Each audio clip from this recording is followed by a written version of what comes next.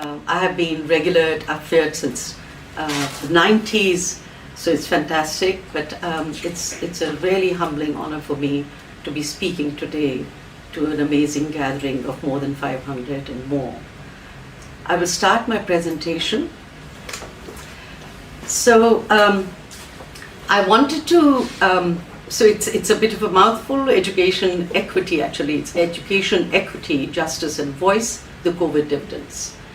And I wanted to begin with some identity markers because I think it is important as we are speaking virtually to know who I am.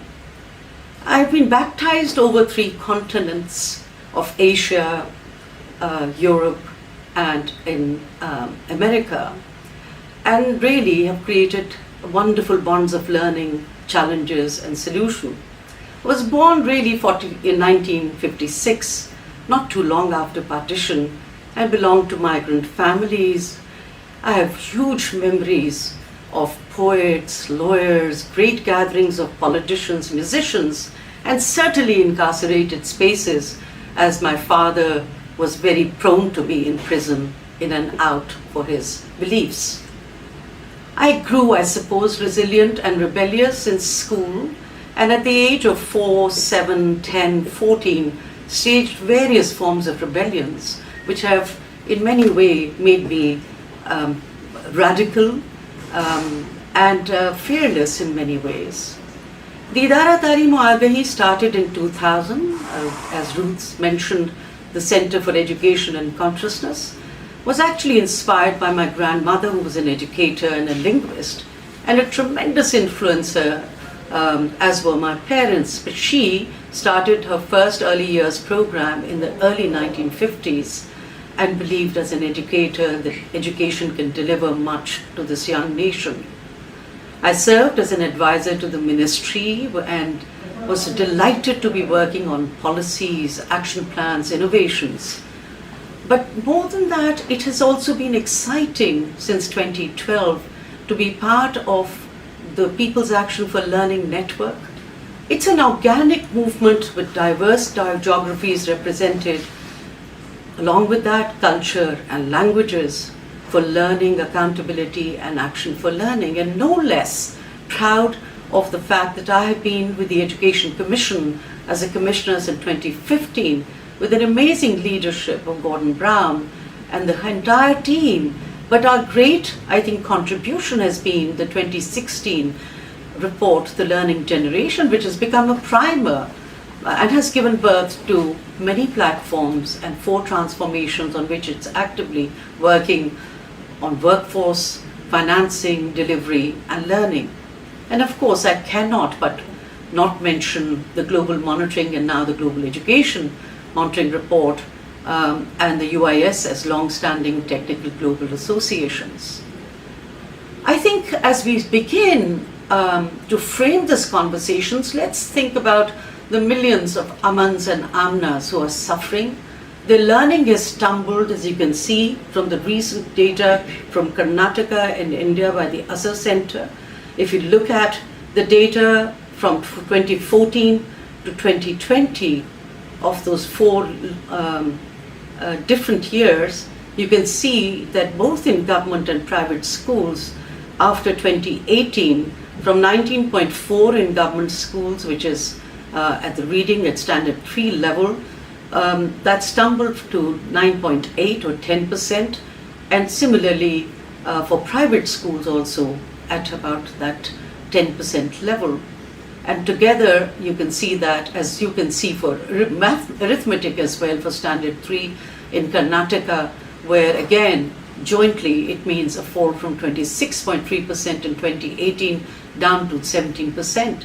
In Pakistan for grade 3, the similar story that you see of a tumble in government and private schools for children who can read at grade 3 level, and also in arithmetic from 15 to 7% in grade 3 in government schools and 28 to 24% in private schools. We do this because we need to frame this, that this could be the lost generation. This is where the whole notion of education as equity comes in. But as I move on, I want to give you some hope, because at the same time, it's the subalterns that are rising from below. We are seeing millions who've learned to use cell phones optimally, when earlier they hardly knew how to. That cell phone became a lifeline on information about disease, about safety, cash transfers, livelihood opportunities, and learning. Learning really never stopped, whether it was on cell or WhatsApp, through mentoring, television, foundational literacy, numeracy, social emotional learning.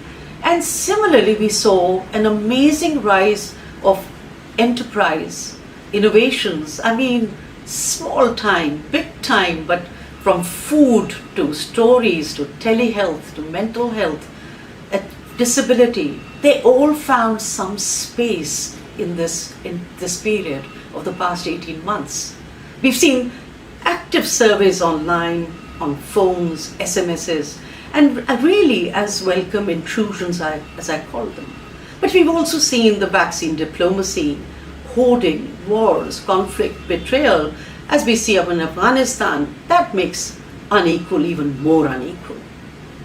So the two go together, and as you know, I've been taught over decades that deprivation has an absolute core in Amartya Sen's sense. Poverty and social marginalization is really a capability failure. And it is essentially, our big focus is on the poorest and the poor, the Amans and the Amnas, who are closest to the fault lines. The IJET number 82 in April is really wonderful, and I think they're great pieces by Michelle and Lant, by Bihari, by Louis Crouch, and Gustafsson. They're just absolutely brilliant pieces which in many ways anchor today's conversation on education and equity, where it's the foundation, literacy and numeracy that keep holding people down. That again pivots around learning poverty, its absence, which stays on through life and really snowballs across life. The emergencies obviously have led to unprecedented learning, and I'm afraid also enrollment losses. The earthquake study that was done by Andrabi, Josh, and Jishnu Das and their colleague in 2020, after they visited the earthquake in Pakistan 2005 and 2009, it highlights that just 14 weeks of school closures lead to 1.5 to 2 years lost. And can you imagine what has happened in the past 18 months with schools up on and off all the time, or closed down, shuttered down for long periods. Babies in utero, as they say, up to 3 years of age, they suffered height losses. And the projection is maybe they'll earn 15% less as adults. But really, it's the children who pay the price, and educated mothers do act as buffers. So do we begin early for sustained gains? So should it be a choice of early plus foundational literacy and numeracy? And I think it is in our own work at ASER Pakistan, at ITA, we see that the learning crisis is rooted in the equity crisis. As you look at the challenge of household wealth, from the poorest to the richest, you can see clearly how it's graded. And the poor. So that's the slide number 3, which was on the subalterns and the state, diplomacy and wars and betrayals. And this is about situating education in equity in my reference to the IJET number 82, and focus, why maybe we need to focus on early years and foundational literacy and numeracy, which means both 4.1.1 but also 4.2.1. And I say this because when we're looking at the equity crisis, the equity and education crisis, it is clearly underpinned by household wealth, on where you stand when it comes to whether you are the poorest or the richest. And similarly for household technology by wealth. And that comes out very clearly that you can have, even in television for the poorest, only 2.4 households to the richest being 97%, and for smartphone from 8.5% at the poorest to 96% and so on. So there is a clear divide, a digital divide by wealth, a learning divide by wealth as well. I wanted to also share some good news in this period, that when we look at a very high level of parental engagement, and for early years, this was some work we did with 2,000 plus children and 2007 parents. This was just done in March during the COVID period in the early learning partnerships with World Bank across countries. We saw a very high level of caregiver parental engagement at almost 91%, 98% in terms of telling stories, playing with children, but we also saw traditional disciplining norms of 28% parents admitting that in the last 15 days they did use some form of physical punishment. And that means that that sort of practices are a challenge indeed. We saw also for the 5 to 16-year-olds a high level of parental and household support of 63% at the family level, and of course a very high use of, also within 1 year, of television programs, which are a dedicated program running from 8 in the morning to 6 in the evening, almost 32%, which translate to roughly 12 to 13 million people watching, children watching this. So we see this high level of parental support also for the older age group. But then we look again at issues of inclusion and exclusion, and we saw that for the early years, almost 6% children, 7% children were with disabilities and a higher percentage of girls. But when we looked at parental attitude, the children with disability were being less supported at home than their siblings who were able.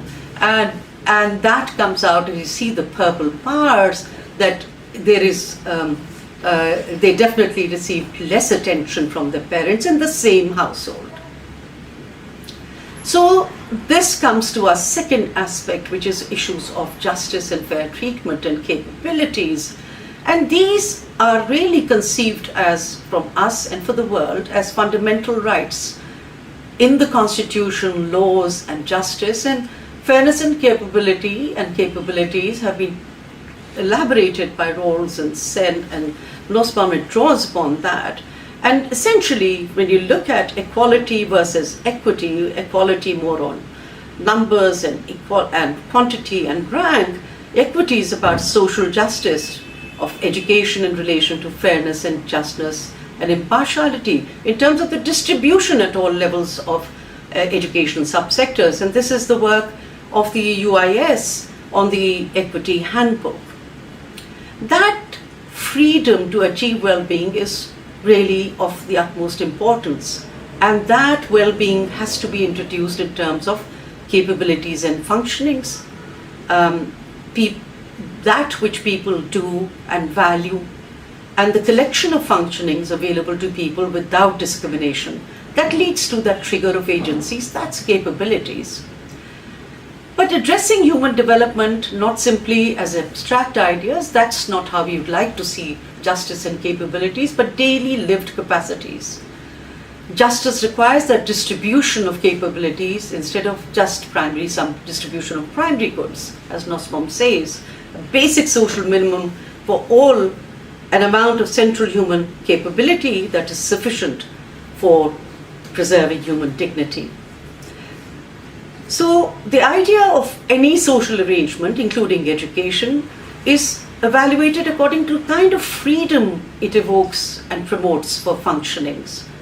And that means that we have in poverty not just the absence of resources for decent living, but it is really a capability failure for human development that must be offset by public actions and policy.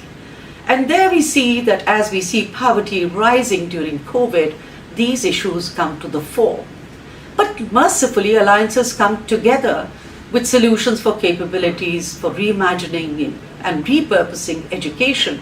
And I want to draw upon the amazing work of many partners, but including the People's Action for Learning Network, that which I said is an organic group of tribes that have come together over 3 continents.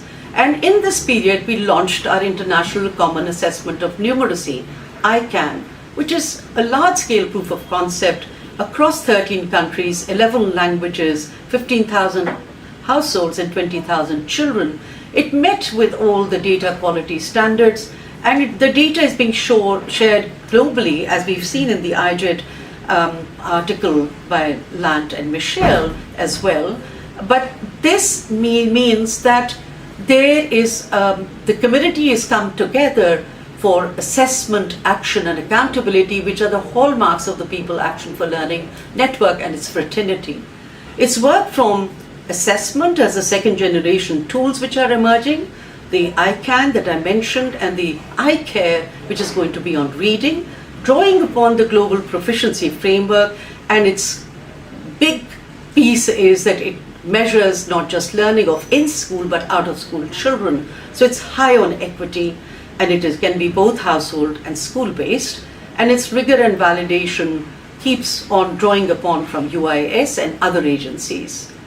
To action, which is teaching at the right level, because that is always our mantra, and action for equity and the FLN, but FLN not just in their own right, but for transitions.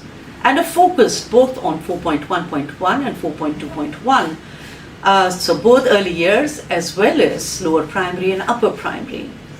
We have focused since on life skills, capabilities, second chance programs, cognitive and non-cognitive, but more recently on innovations. Actually, we've always done innovations with inclusion, EdTech, high touch to high tech, and learning, which includes social emotional skills and life skills. That's the accountability and systems level impact is very essential to us, and hence our commitment to all of that. And we've seen girls' education programs across our partners, and we've seen much written on them, such as Young Love from Botswana on their Zones program, and the work on SMS, including all the ones listed here. We've not stopped at doing work which doesn't ensure that we improve our rigor through policy linking methods, as was done in with our partner in Nigeria, TEP, with UIS. And this exercise will continue so that we know that whatever we are putting out can be used as a global public good.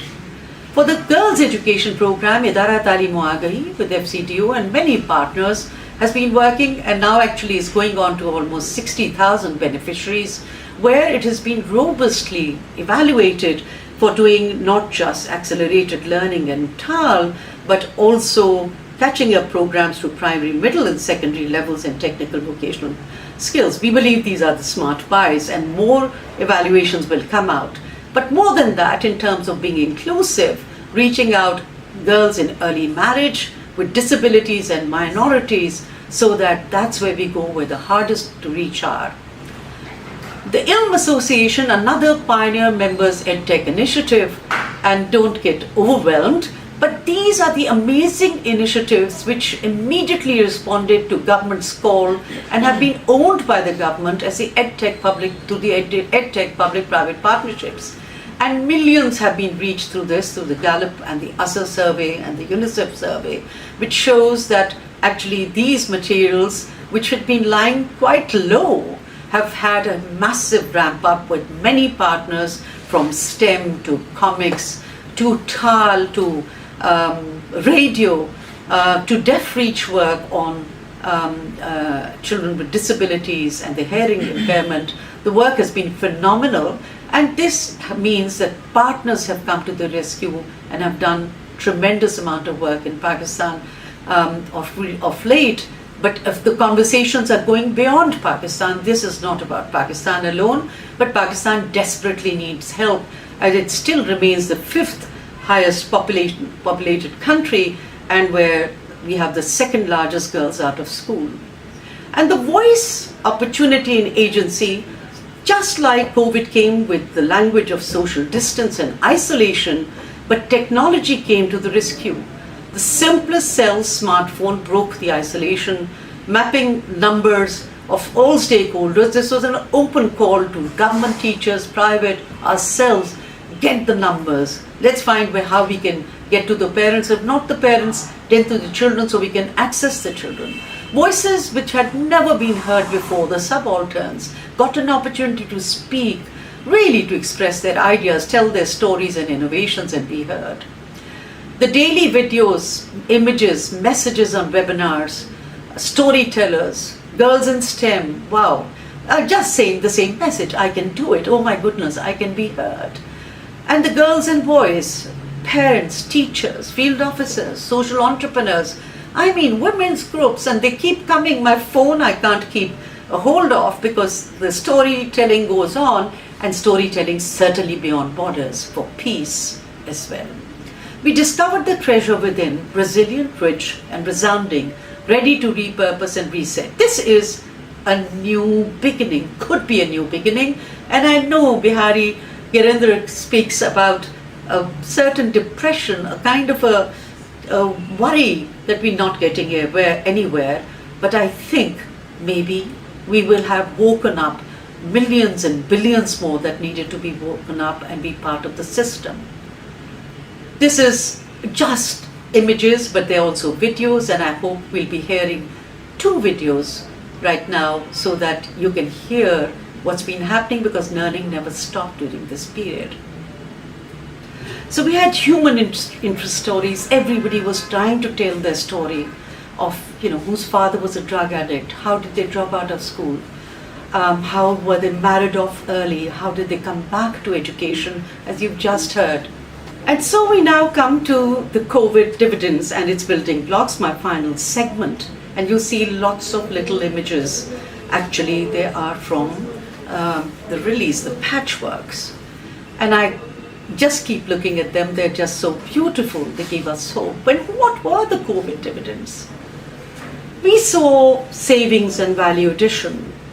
As we all went in social isolation, worked offline, hybrids, many of our programs and the government budgets, resources were really saved.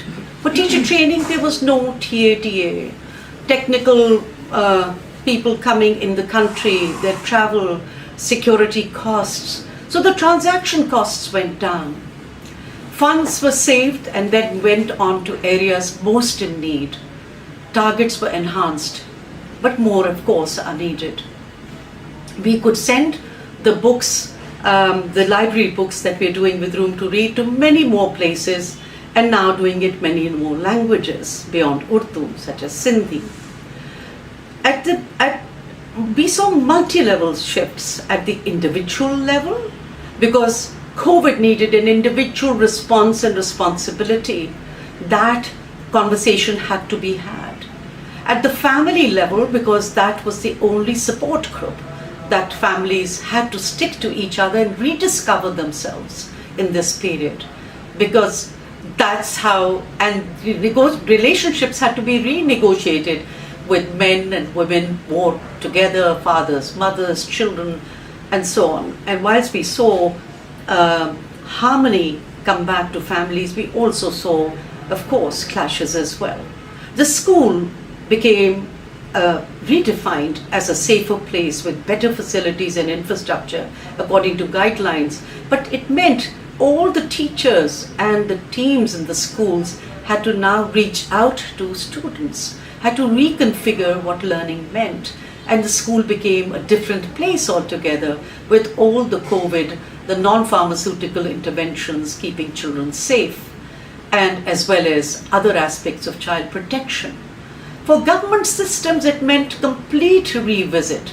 It meant government is beginning to talk about continuity of learning, how to do assessments. We sit together to rethink all these systems which are just taken for granted and were never easy to shake up, have been shaken up, because we have to rethink this as children are going through the trauma of what will happen to the last 2 years they have lost.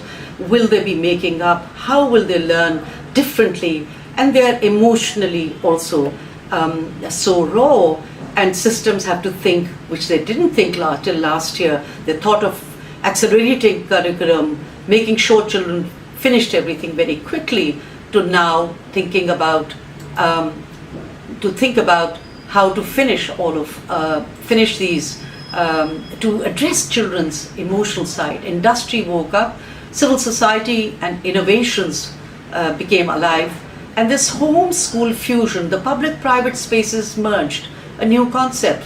As post-colonial societies, these were kept as separate places, and we saw a new cadre of teachers, learning activists, and new codes of conduct and teamwork emerge, much like the workforce initiatives under the Education Commission platform, and now much more open to distance learning, assessments, surveys. As I mentioned before, the book prints across Pakistan really multiplied. We know that today the learning modalities have to be far more on a spectrum, and we talked about this, and we have to be sensitive to this. This was done by UNICEF, and my last slide, or second last slide, is really about how do we encash these COVID dividends? How do we reset education and learning? And that has to be through the pillar of foundational learning, through early years and TAL and academics, which combine SEL and life skills for the agencies of learners and indeed teachers. We saw as amazingly coming forward at home, and where teachers and students go into a new compact with the school home agency. Technology and quality, which has content, and that's again on the spectrum of high touch, high tech. And we've seen that both at the AI conference that took place with the Education Commission of Asia recently, and what Dubai Cares is planning to do in the Rewired Education, where digital safety and digital learning is essential. It's a non-negotiable entitlement. The workforce motivation and preparation for hybrid teaching and assessments is again going to be but it is going to be a team effort, and systems coherence and evidence on what works and why. I want to end with this lovely piece at the end. You've been seeing these little riddles come up. Now riddles that's what we need to discover. These patchworks, which are symbolic of resilience in our resources within. They are spreads, they are blankets, each piece holds a story or a song. They may be kept from clothes torn or pieces left somewhere, a baby swing across a cot, crafted by mostly girls and women. It's a marketable craft today, a colorful mat, a bride's trousseau, and a heritage learning tool for maths, arts, and creative writing. That's the kind of redesign for learning. That's the kind of the resources within we need to look at with a contemporary eye. And that's what will lead to what I think is the notion of equity in education with justice and capacities and capabilities, voice for the COVID dividends. These are the COVID dividends. Thank you very much.